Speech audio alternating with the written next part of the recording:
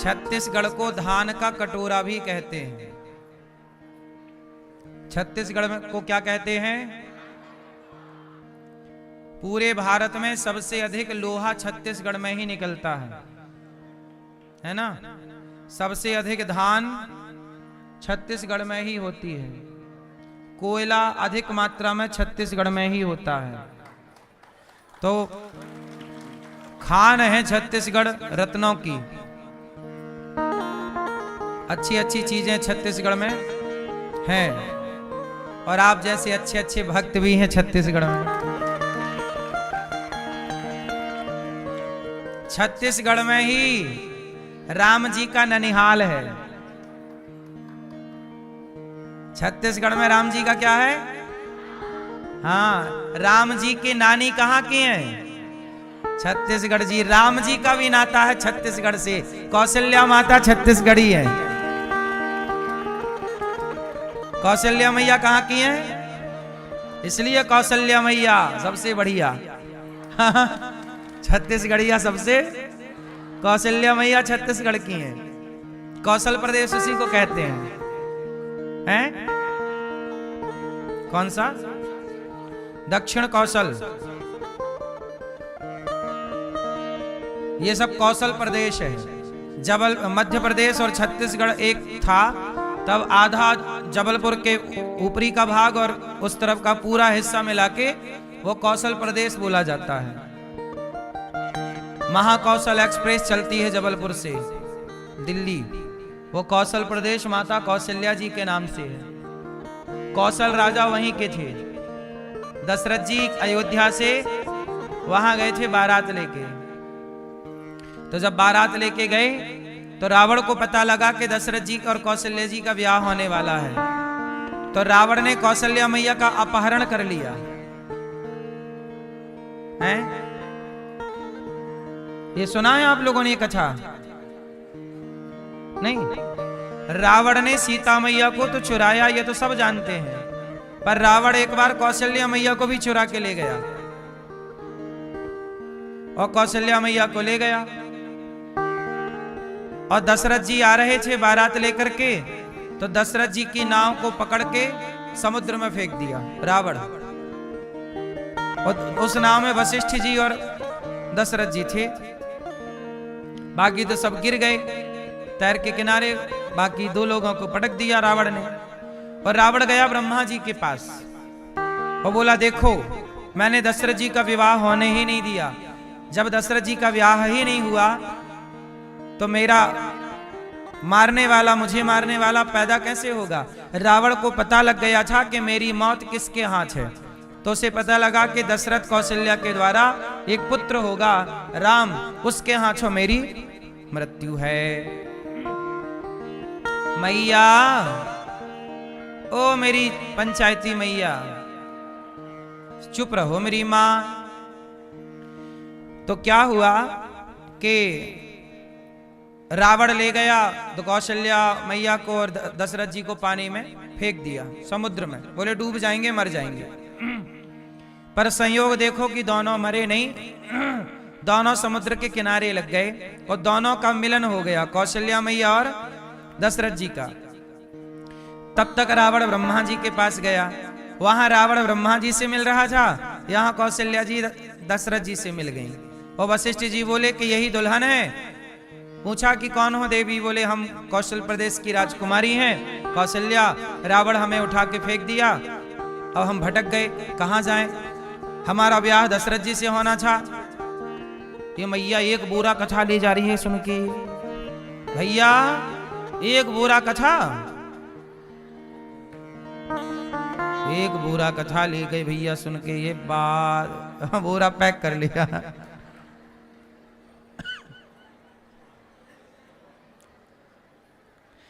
तो दशरथ जी कौशल्या जी का विवाह वशिष्ठ जी ने कराया।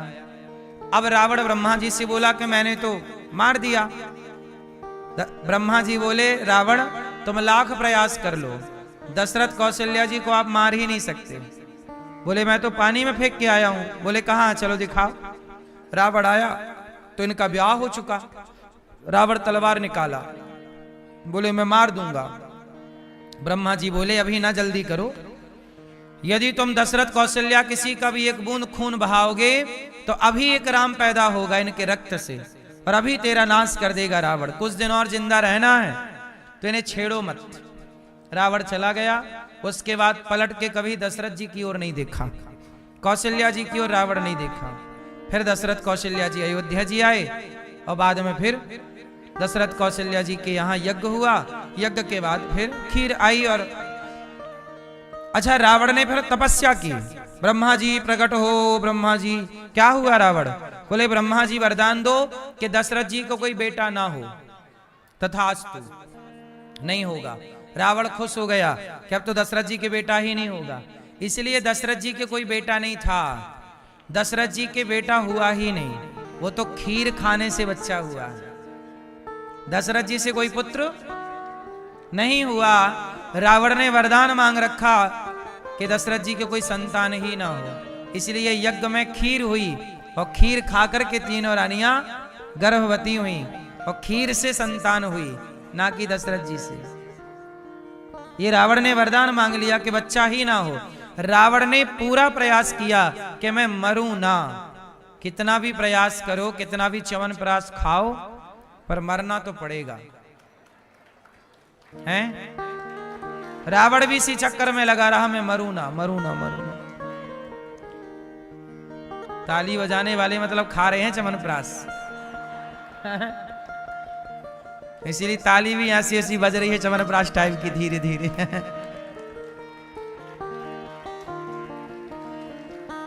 तो लाख करो चतुराई, कर्म का लेख मिटे ना भाई।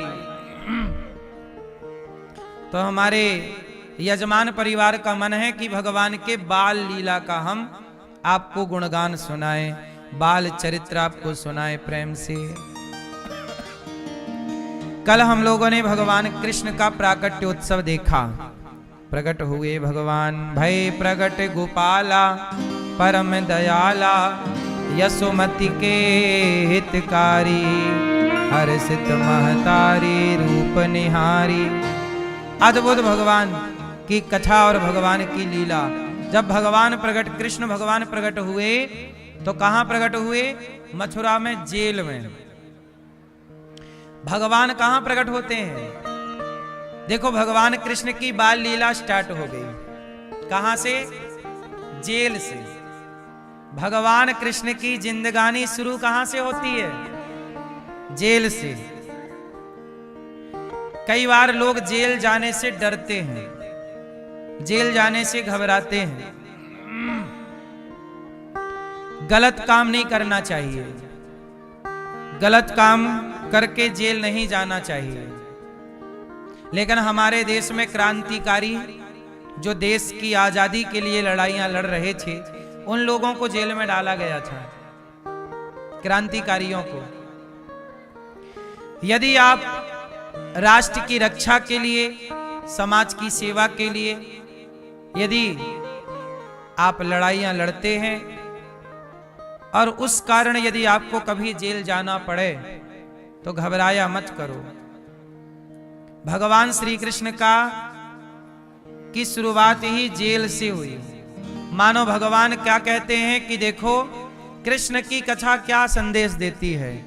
बंधन में है देवकी वसुदेव, तो बंधन से मुक्ति की ओर ले जाने की, बंधन से बंधे हुए को मुक्त होना है तो आप कृष्ण की कथा सुनिए, बंधन से मुक्त हो जाएंगे। क्योंकि भगवान कृष्ण ही ऐसे हैं जो बंधन से मुक्ति की ओर चले। बंधे थे ना वसुदेव देव की, और जन्म लेते ही भगवान प्रकट होते ही मुक्त हो गए। तो बंधन से मुक्ति की ओर जाना है तो कृष्ण लीला आपको ले जाएगी बंधन से मुक्ति की ओर। और जेल में भगवान श्री कृष्ण जब प्रकट हुए तो मानो जेल में इसलिए प्रकट हुए कि दुनिया वालों, जेल कैद है, कैद खाना ही तो जेल है। ऐसे ही ये जिंदगी कैद खाना है। आप आके कैद हो जाते हैं 50 साल के लिए, 100 साल के लिए कैद हो गए। लेकिन इस कैदी जीवन से भी आपको मुक्त होने का प्रयास करना चाहिए। कई बार आप लोग समझ लेते हैं कि बस जिंदगी में पैसा मिल गया, पद प्रतिष्ठा मिल गई, नाम शोहरत मिल गया, अब क्या चाहिए। नहीं, अभी भी आप जेल में ही हैं। ये संसार की जेल में हम सब हैं। मुक्ति क्या है? भगवान श्री कृष्ण जब मुक्त हुए, वसुदेव जी लेकर चले तो पांव की बेड़ियां खुल गईं, हाथ की हथकड़ियां खुल गईं, पहरेदार सो गए। तात्पर्य यह हुआ कि जब आप भव से मुक्त होते हैं तो आपके लिए मोक्ष के दरवाजे ऐसे ही खुल जाते हैं जैसे वसुदेव जी के लिए जेल के दरवाजे खुल गए। मोक्ष का दरवाजा खुलना ही मुक्ति है। आप अभी भी जेल में ही हैं, हम अभी भी जेल में ही हैं। ये जिंदगी क्या है? कैद ही तो है। हम कैद हैं। कहां? एक छोटी सी जिंदगी में कैद हैं। वही सवेरा, वही शाम, वही नहाना धोना, वही खाना पीना, वही क्रियाकलाप रोज का एक जैसा है। लेकिन इस जीवन को पाकर भी यदि हमने उस मोक्ष तक ना पहुंचाया अपने आप को, तो ये पाना बेकार है। तो भगवान कृष्ण यही कहते हैं कि आप बंधन में हो, अब मुक्ति की ओर कदम बढ़ाओ। और जैसे ही वसुदेव जी चले, पांव की बेड़ियां खुल गईं, पहरेदार सो गए। हमारे भी 10 पहरेदार हैं। 5 ज्ञानेंद्रिय, 5 कर्मेंद्रिय। जिनसे हमें ज्ञान होता है वो ज्ञान इंद्रिय हैं, जिनसे हम कर्म करते हैं वो कर्मेंद्रिय हैं। आंख से ज्ञान है रूप का, कान से ज्ञान है शब्द का, वाणी से ज्ञान है रस का, और नासिका से ज्ञान है गंध का, त्वचा से ज्ञान है स्पर्श का। ये 5 ज्ञान इंद्रिय हैं। 5 क्या है मेरी माँ? ए मैया गई सोई नहीं। 5 ज्ञानेंद्रिय, 5 कर्मेंद्रिय। इन 10 इंद्रियों के ये 10 पहरेदार हैं। परेशान करते हैं आपको कौन कौन? 5 ज्ञानेंद्रिय तो परेशान करती ही हैं। आपको कौन परेशान करता है? आंख। आंख परेशान करती है कि नहीं? आंख क्या कहती रहती है? दिखाओ। आंख क्या कहती रहती है? दिखाओ, घुमाओ, चलो वहां देखने चलें, चलो वादियां देखने चलें, चलो समुद्र देखने चलें, चलो रेत देखने चलें, चलो चलो चलो। लेकिन इन आंखों का तब बढ़िया, आंखों का आंखें होना तब सार्थक हो जाता है जब आप इन आंखों से बिहारी जी को देखते हैं, भगवान का दर्शन करते हैं। वरना इन आंखों से दुनिया देखते हैं लोग। अच्छा, मैं एक बात कहूं,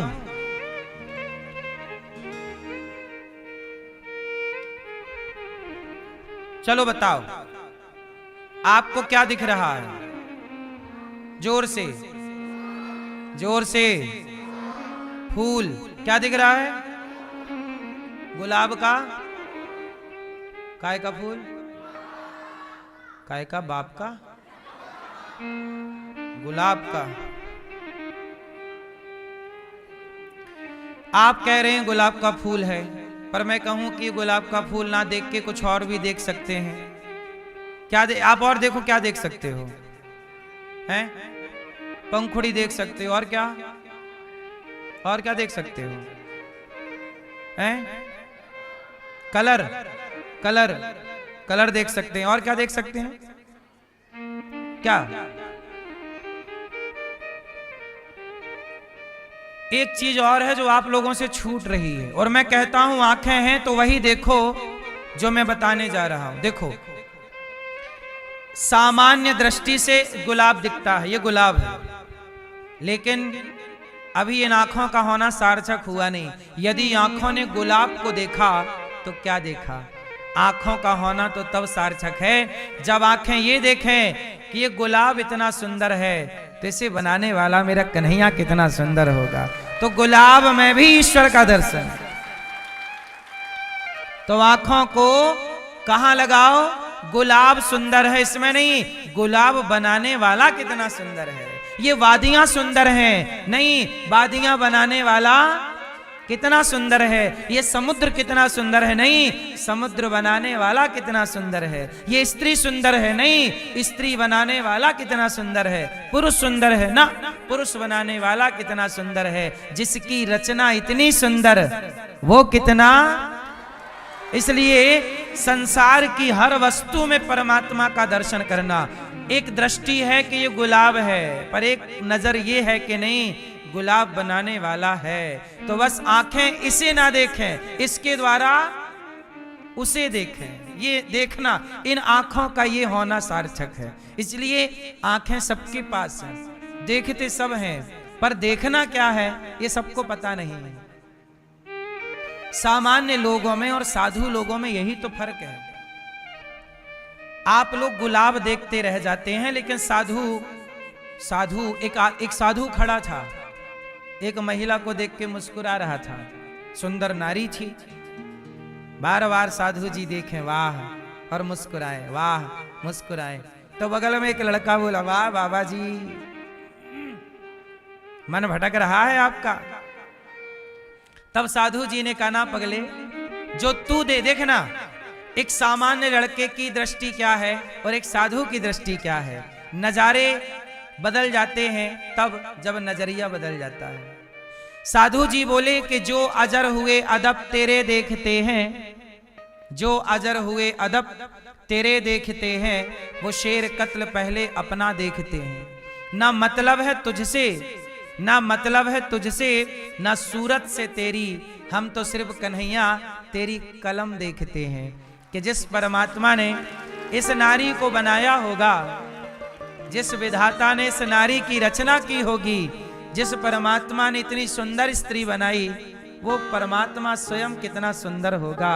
तो साधु स्त्री के द्वारा स्त्री को बनाने वाले को देख रहा है और सामान्य सा प्राणी स्त्री को देख रहा है। स्त्री को देखना और स्त्री को बनाने वाले को देखना, दोनों बातें अलग अलग हैं। तो आंखों का सार्थक होना तब है, आंखों का सफल होना तब है, जब आंखें ये दुनिया में न टिकी रह जाएं, दुनिया को बनाने वाले में जाके टिक जाएं, तब आंखों का होना है ना। कहते हैं ना, उन आंखों का हंसना भी क्या, जिन आंखों में पानी ना हो। वो आंखें क्या जो भगवान की याद में रोए ना। वो सपना क्या जिस सपने में गोविंद ना हो, भगवान का दर्शन ना हो, है ना मेरी माँ। इसलिए कहता हूं वो सपना जब सोया करो तो इस उम्मीद से सोया करो, आज उम्मीद करके सोना, आज सपने में आने का वादा करो, आज सपने में आने का वादा करो। आज सोइएगा तो इस उम्मीद से, आज सपने में आने का वादा करो, आज मिलाने का वादा करो। सोइएगा इस उम्मीद से, चलो सो जाते हैं जल्दी, क्यों, आज सपने में कन्हैया आने वाले, चलो सो जाते। तो ये सोना भी भक्ति है, जब भगवान के लिए सोया जाए। और जागना भी भक्ति है, चलो जल्दी जागें, भगवान की कीर्तन करना है, भगवान का पूजन करना है, आज सवेरे सवेरे प्रभु का चिंतन करना, जल्दी जागें उसके लिए, जल्दी सोएं उसके लिए। भोजन बनाएं तो आज भगवान को हलवे का भोग लगाएंगे, आज भगवान को मक्के की रोटी खवाएंगे, आज भगवान को सरसों का साग खिलाएंगे, आज भगवान को बढ़िया ये खिलाएंगे, जो भाव हो वो खिलाएंगे। भाव से किसके लिए, भगवान के लिए जो कार्य है सब भक्ति है, अलग से कोई चिंतन की जरूरत नहीं। क्यों मेरी माँ, श्रृंगार करते हैं, चलो सज जाते हैं, किसके लिए, भगवान के लिए सजते हैं। हाँ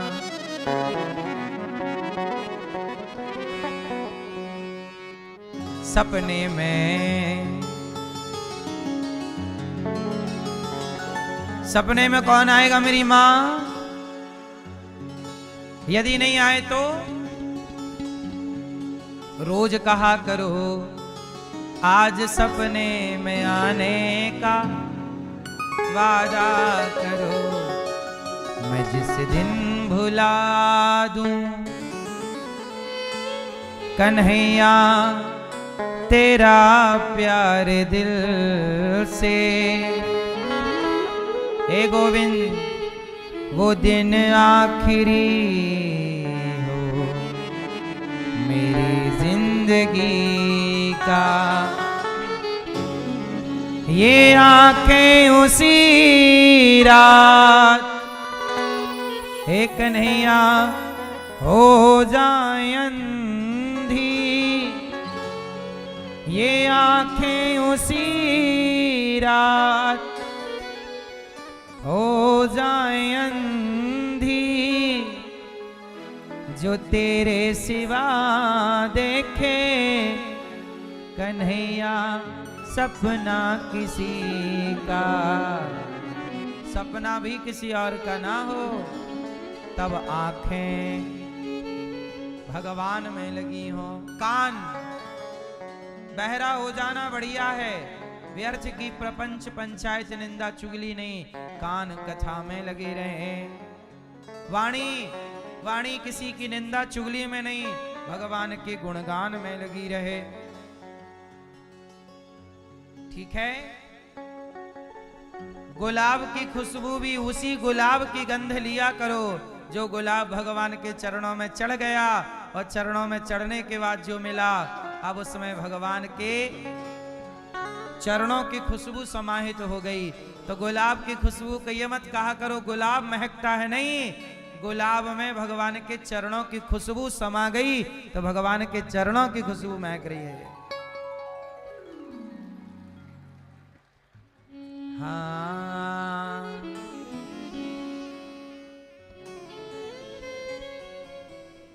इसलिए आंख भगवान में, कान भगवान में, नासिका भगवान की सेवा में, जिह्वा भगवान के गुणगान में लगी रहे।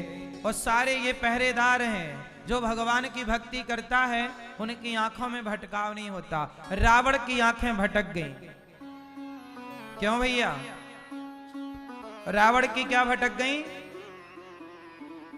आंखें भटक गईं, और रावण की आंखें सीता मैया में लग गईं। अच्छा, सीता मैया में आंखें लग जाएं तो गलत नहीं है, पर इस भाव से लगे कि ये हमारी माँ है, इस भाव से लगे कि ये हमारी माँ है। पर रावण की आंखें ऐसी भटकी कि सीता मैया में जाके टिक गईं, और गलत भाव से टिक गईं। रावण बोल रहा है कि तुम हमारी पत्नी हो जाओ। अब देखो, जब रावण की आंखें भटक गईं, सीता मां इतनी सुंदर हैं कि उन्हें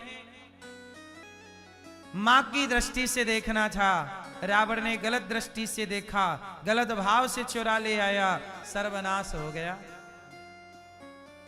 आंखें भटक गई मेरी मां, इसलिए भटकने मत दो आंखों को।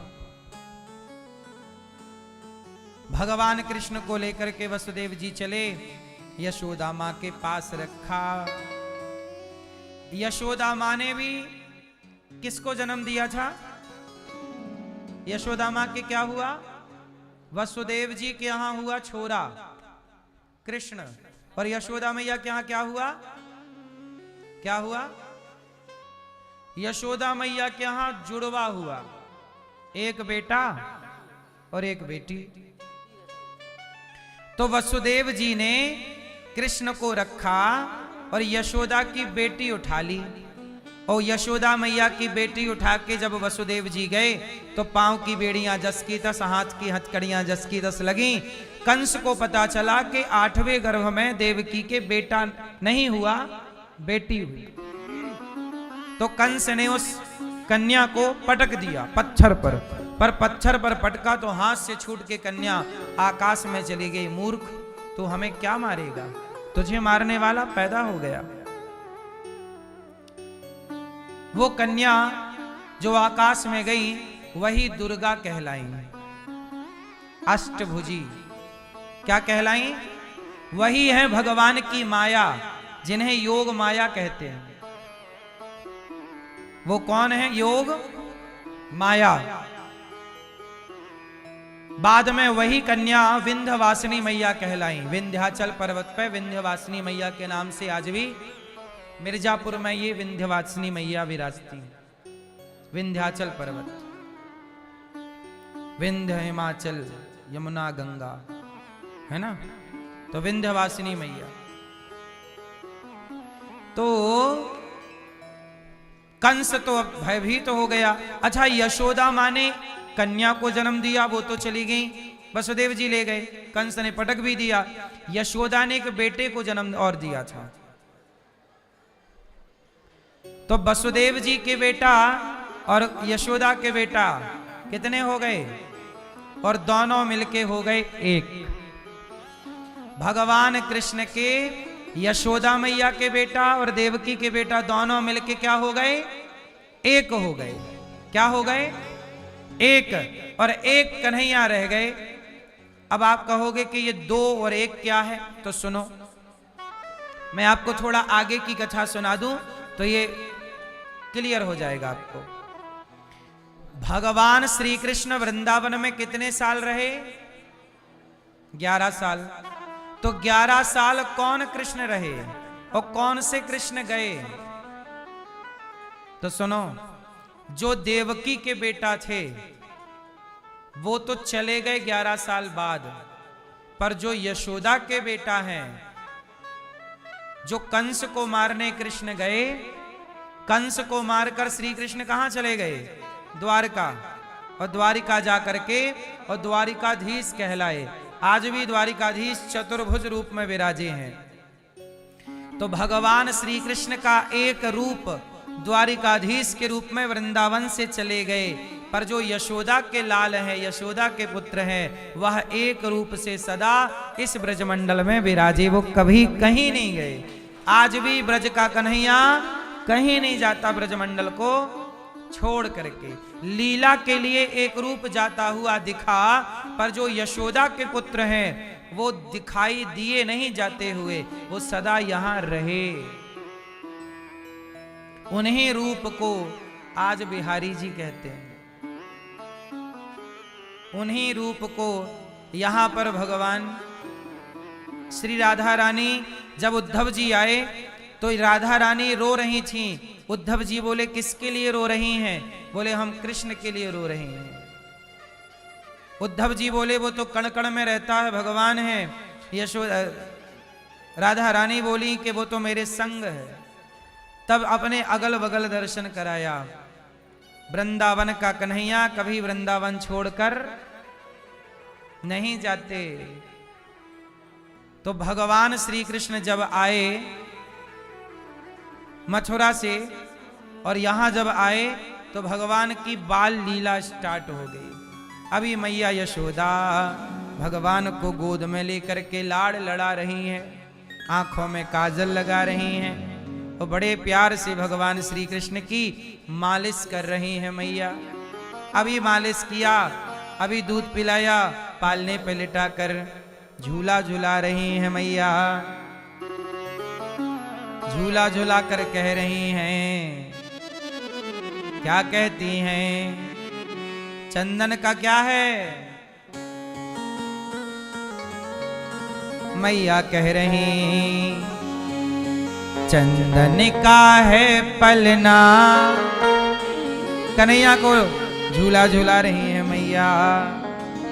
चंदन का है पलना, रेशम की है डोर। वृंदावन में झूला झूले नटवर नंद किशोर। चंदन का है पलना, रेशम की है डोर। चंदन का है पलना, रेशम की है डोर।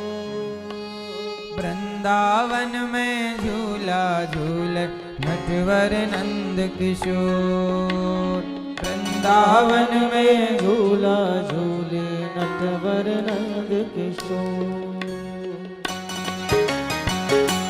जय हो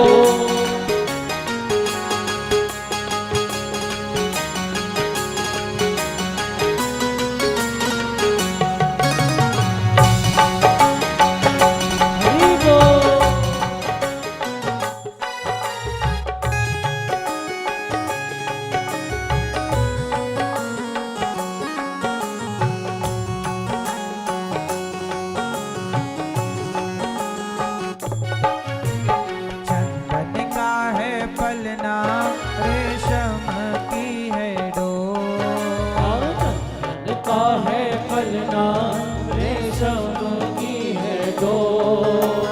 वृंदावन में झूला झूले नटवर नंद किशोर। वृंदावन में झूला झूले नटवर नंद किशोर। चंदन का है पलना रेशम की है डोर। चंदन का है पलना रेशम की है डोर। वृंदावन में झूला झूले नटवर नंद किशोर। हो चंदन का है पलना रेशम की है डोर। वृंदावन में झूला झूले नटवर नंद किशोर।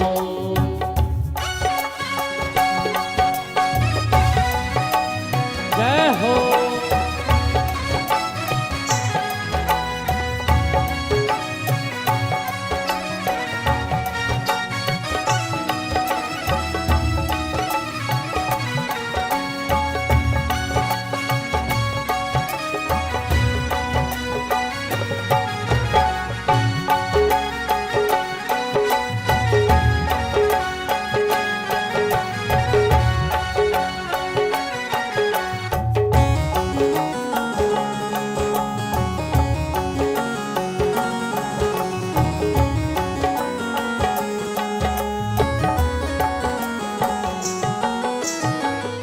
देखे यशोदा मैया मन मन भूले। आज कन्हैया मेरा पलना में झूले।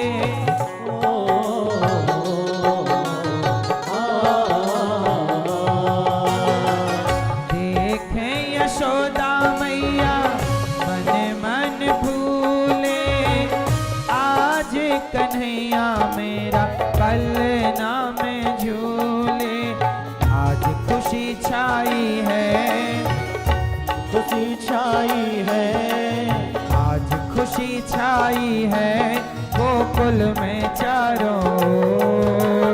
वृंदावन में झूला झूले नटवर नंद किशोर। हो चंदन का है पलना रेशम की है डोर। वृंदावन में झूला झूले नटवर नंद किशोर। अरे वृंदावन में झूला झूले नटवर नंद किशोर।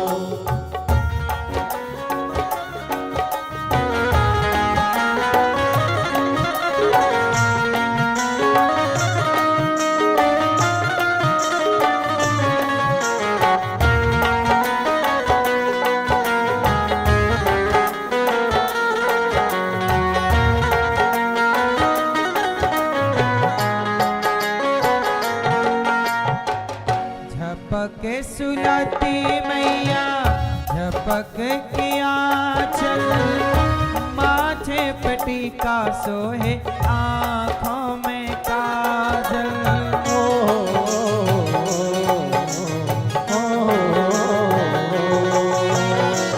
झपक सुलाती मैया झपक किया चल।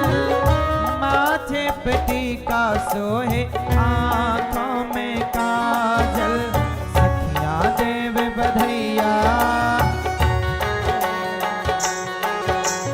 सखिया देव बधैया यशोदा कर जोर। वृंदावन में झूला झूले नटवर नंद किशोर। हो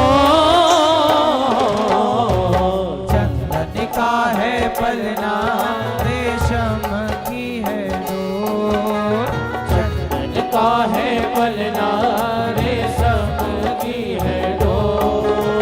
वृंदावन में झूला झूले नटवर नंद किशोर। वृंदावन में झूला झूले नटवर नंद किशोर। वृंदावन में झूला झूले नटवर नंद किशोर। वृंदावन में झूला झूले नटवर नंद किशोर।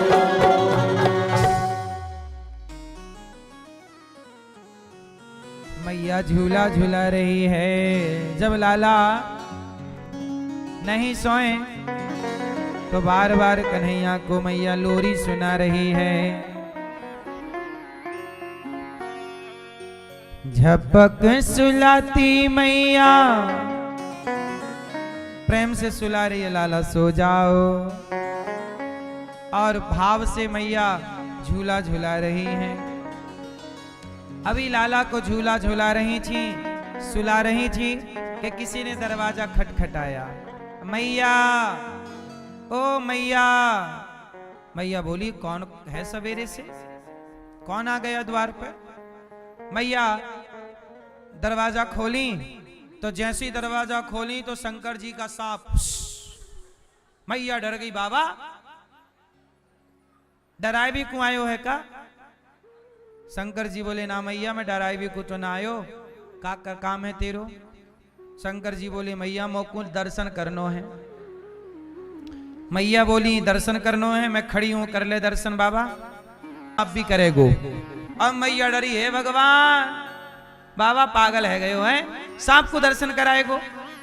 जा मैं दर्शन आए करा रही छोरा को। अब शंकर जी बोले मैया, शंकर जी बोले मैया आशा लेकर बड़ी दूर से दर्शन करवे आयो। और मेरो इष्ट जगत को स्वामी सोते ने गोद खिलायो। ए मैया ये तेरो लाला है ना, मेरो भगवान है। मैया बोली बाबा बातन को मत बना, टाइम ना है, लाला जग जाएगो, चुप रहे यहां बैठ जा। मैया ने दरवाजे बंद कर लिए। शंकर जी बोले मैया मैं दरवाजा छोड़ूंगा ना है। मैया बोली बाबा ना छोड़ दरवाजे, हमारे घर में ऐसे 40 दरवाजे हैं। अब मैया, शंकर जी बोले मैया दर्शन ना कराएगी ना बाबा ना कराऊंगी, का कर लेगो। अब तो शंकर जी घबराए, मैया बड़ी टेढ़ी है, दर्शन तो कराए वे को रही ना है। अब शंकर जी हाथ जोड़ के बोले हे कन्हैया आप ही दर्शन दो। तो भगवान लीला करवे लग गए, रोए वे लग गए। और जब रोए तो मैया दौड़ के गई, लाला काहे गो, बड़ी दूध पिलाए, नजर उतारे, सब कर लियो मैया ने। अगल बगल की सखी आ गई, मैया मैया काहे गो, लाला को काहे रुला रही है। सखी बोली मैया बहन का बताऊं, लाला बहुत देर से रोयो जा रहे हो, रोतो ही जाए, चुप ही ना होए। तब एक सखी बोली मैया गांव में एक बाबा आयो है, वो बाबा सबन के भूत उतारे, मोकू तो लगे तेरे छोरा को भूत लग गए। अब शंकर जी मैया ने दर्शन करायो ना है तो गांव में चले गए। और गांव में सबन के शंकर जी बोले ला तेरे छोरा को ठीक कर दूं। एक सखी बोली मैया मारो लाला भी ऐसी रोए, वो बाबा ने ना जाने कौन सा मंत्र पढ़े हो, लाला बिल्कुल ठीक है गयो। मैया तू भी अपने छोरा को वही बाबा को दिखा। अब मैया घबराई, कौन बाबा है। सखी बोली चल मैं बाबा से मिलाऊं। तो बाबा बैठे जाके पेड़ की छांव में। मैया बोली राम राम, या बाबा को तो मैं सवेरी भगायो अपने द्वार से। शंकर जी बोले मैया जब तक मेरे पास ना लाए छोरा को, तेरो छोरा ठीक ना होएगो, बड़े वाले भूत लगे हैं बाकू। मैया घबराए गई, अब करूं तो करूं का। लाला को लेके मैया चली गई। बाबा दूर से उतारियों भूत। शंकर जी बोले मैया दूर से तो भूत ना उतरेंगे जब तक हमारी गोद में लाए के ना देगी। अब मैया घबराई, बाबा तेरे गले में सांप बड़े बड़े लटक रखे हैं, तो सांप उतार के बाहर कर पहले बाबा। शंकर जी बोले ना ये सांप भी देखेगो तेरे लाला को, ये सांपन की पक्की दोस्ती है तेरे लाला से। तेरो लाला सांपन के ऊपर ही सोए। तेरो लाला किसके ऊपर सोए? शेष नाग भगवान के ऊपर सोते हैं कि नहीं। मैया ने जैसे ही गोद में डाला, शंकर जी को देखकर भगवान कृष्ण खिलखिला के हंसने लगे। प्रभु आपके गोद में आने के लिए इतना नाटक करना पड़ा। मैया सुनवे वाली ना है। अब शंकर जी देख के भगवान को गदगद है गए। प्रसन्न चित्त से जी भर के देखा, जब जब भगवान नारायण का अवतार होता है दर्शन करने शिव जी जरूर आते हैं। जब राम बनकर आए तो हनुमान बन के पहुंच गए, जब कृष्ण बनकर आए शंकर जी पहुंच गए। कहा प्रभु क्या चाहिए, क्या गिफ्ट दूं आपको। भगवान कृष्ण बोले का गिफ्ट चाहिए, कछु ना चाहिए, आप मिल गए और क्या चाहिए। शंकर जी बोले प्रभु अब मैं आपके पास सदा रहूंगा। कैसे रहोगे, बोले मैं बांसुरी बन जाता हूं। तो शंकर जी बन गए बांसुरी और कन्हैया के हाथ में चले गए। तो ये जो बांसुरी है भगवान कृष्ण के हाथों में, ये बांसुरी कौन है, साक्षात शंकर पंचस्तु भगवान रुद्र। शंकर जी ही बांसुरी बन करके पहुंच गए। बंसियो बंसी इतना बता तूने कौन सा पुण्य किया है, खुश हो कर कान्हा ने तुझको हाथों में थाम लिया है। बंसी बोलो ना, बंसी बोलो ना। अब बांसुरी लेके भगवान पहुंच गए। अब भगवान को देख के शंकर जी दर्शन करके गए। अब भगवान अभी 6 दिन के हुए तो मैया ने उत्सव रखा, सबको बुलाया, लाला 6 दिन को है गए हो, आ भैया आशीर्वाद दो और खाओ पियो। तब तक पूतना मौसी आ गई। कंस की एक राक्षसी है। कंस की मंत्रिमंडल में बहुत सारी राक्षसियां हैं। कंस की मंत्रिमंडल में कितनी राक्षसियां हैं, बहुत सा। उनमें से एक का नाम है पूतना। क्या नाम है, पूतना। पूतना मौसी आई, बड़ी विकराल है पूतना, बिल्कुल राक्षसी भयंकर दिखती है पूतना। पूतना कंस बोला कि देखो हमारा दुश्मन, हमारा शत्रु अगल बगल प्रकट हो गया है, देवी ने प्रकट होके बताया है। अब ये बताओ कैसे पता लगे इतने सारे बच्चों में कि हमारा शत्रु कौन सा है।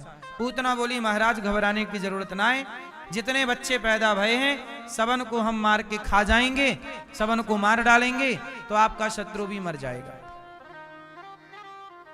आपका शत्रु भी मर जाएगा।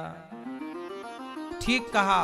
पूतना अपने स्तनों में जहर लगाती है और बच्चों को मारने के लिए चलती है। पूतना का काम ही बच्चों को मारना है। जैसे ही पूतना भगवान को मारने आई, बड़ी सुंदर बन करके आई पूतना।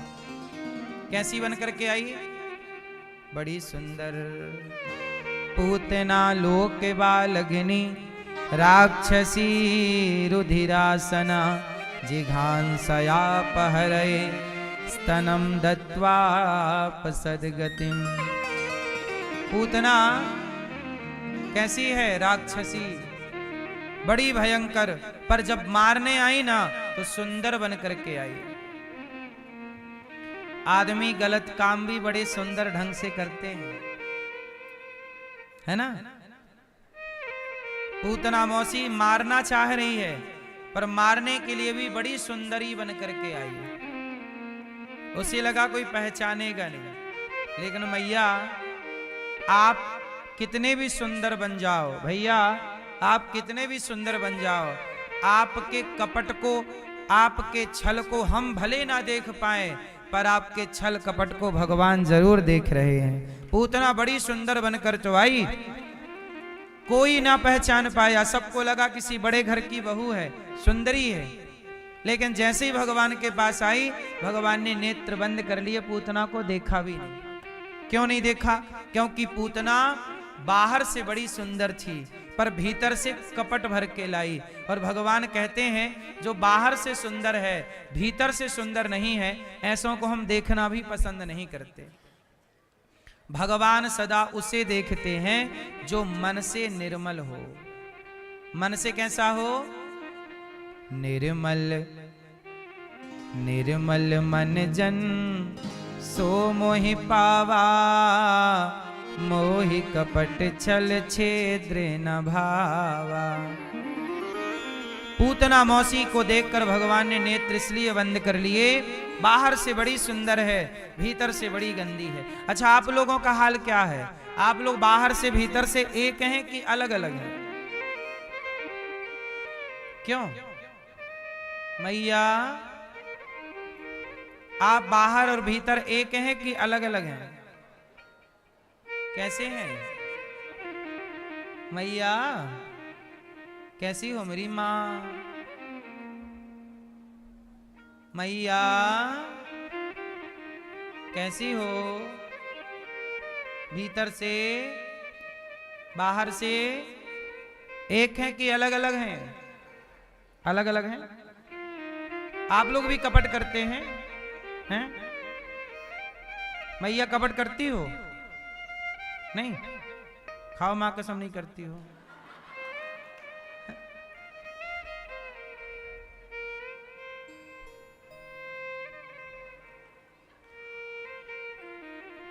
भगवान को कपट बिल्कुल पसंद नहीं है, इसलिए कहता हूं कि कपटी रूप ना हो। जैसे आप भीतर से हो वैसे ही बाहर से हो। कई लोग ऐसे होते हैं जो बाहर से तो आपको ऐसा लगेंगे कि आपके अपने हैं, आपके अपने से बन के रहते हैं, पर भीतर से वो आपके प्रति नफरत रखते हैं और आपकी ही जड़ें काटते रहते हैं। है ना? सही है कि नहीं? ऐसे लोग बड़े अच्छे नहीं होते। भगवान कहते हैं निष्कपट हो जाओ, पूतना की तरह कपटी ना हो। भगवान देखते भी नहीं ऐसे लोगों को, नेत्र बंद कर लेते हैं। आप लोग तन को और मन को एक रखिएगा, अर्थात बाहर भीतर एक रहिएगा। अच्छा बताओ, गंगा नहाने से व्यक्ति साफ होता है कि नहीं, शुद्ध होता है कि नहीं? क्यों मैया? गंगा नहाने से शुद्ध होता है व्यक्ति? हाँ या ना? नहीं? नहीं। अच्छा, मन शुद्ध करने के लिए क्या करें? हैं? मन की शुद्धि कैसे हो? तन की शुद्धि तो गंगा नहाए से हो जाए। मन की शुद्धि सत्संग करना चाहिए। कहते हैं ना, हाँ गंगा में जाकर बंदे तन की तू मैल धोता, गंगा में जाकर बंदे तन की तू मैल धोता, जो मन की मैल न धोई, जो मन की मैल न धोई, गंगा गया तो क्या हुआ, तन को धोया मगर मन को धोया नहीं, बाद गंगा नहाने से क्या फायदा, तन को धोया मगर मन को धोया नहीं, बाद गंगा नहाने से क्या फायदा।